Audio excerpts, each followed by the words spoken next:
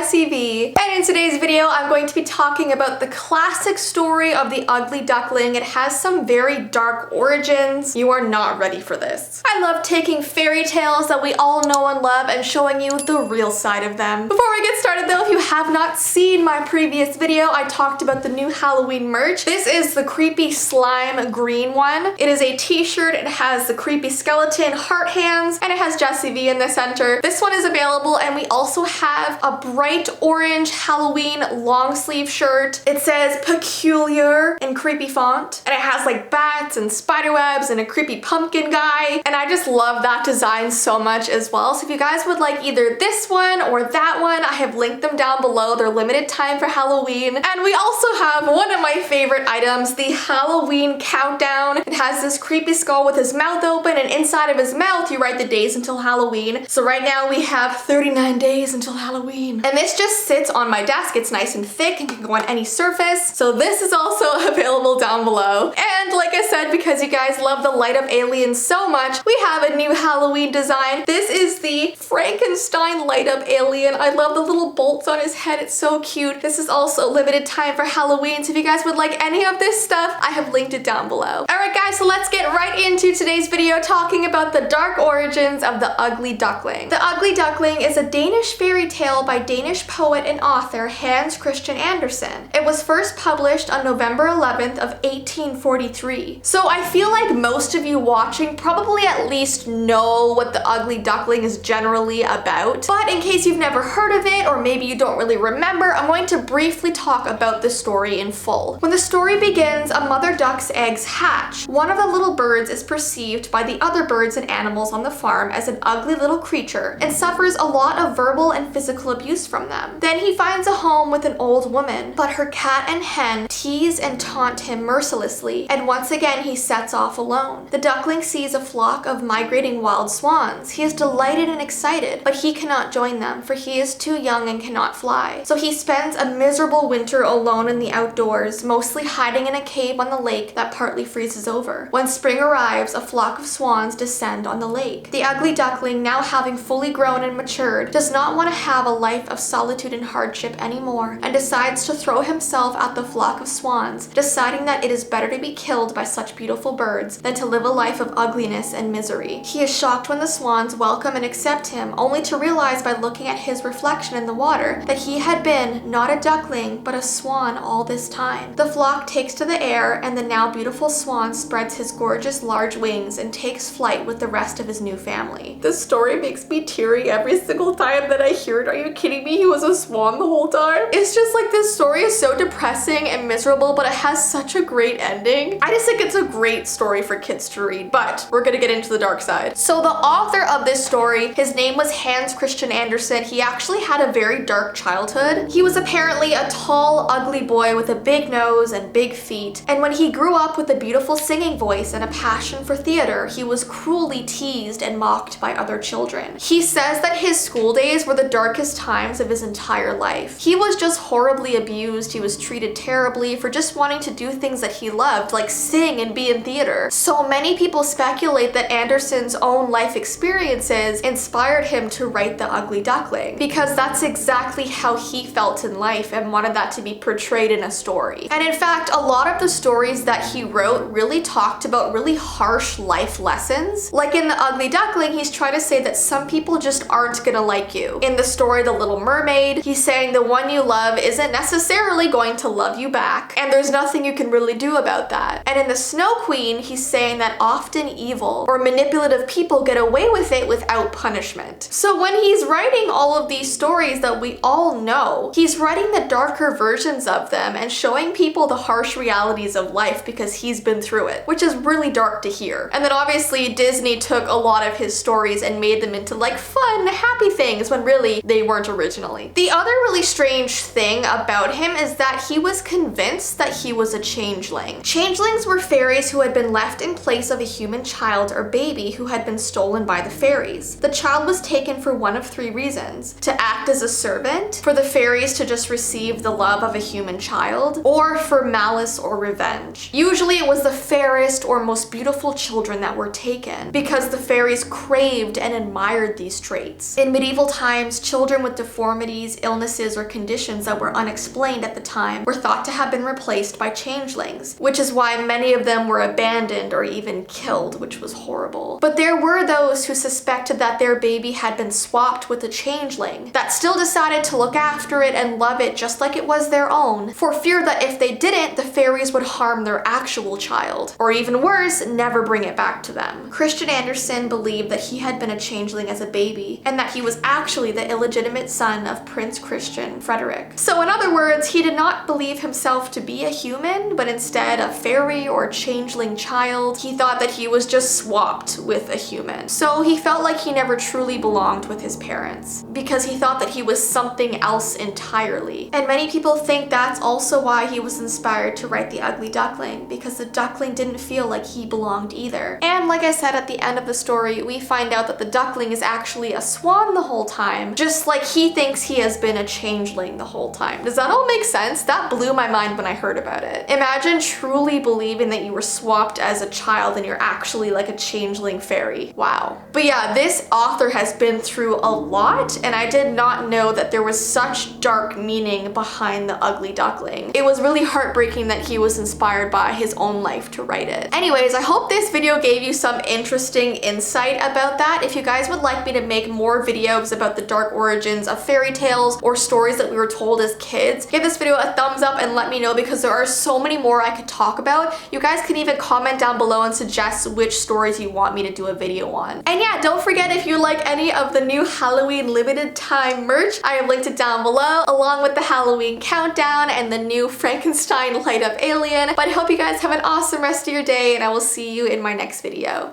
Bye!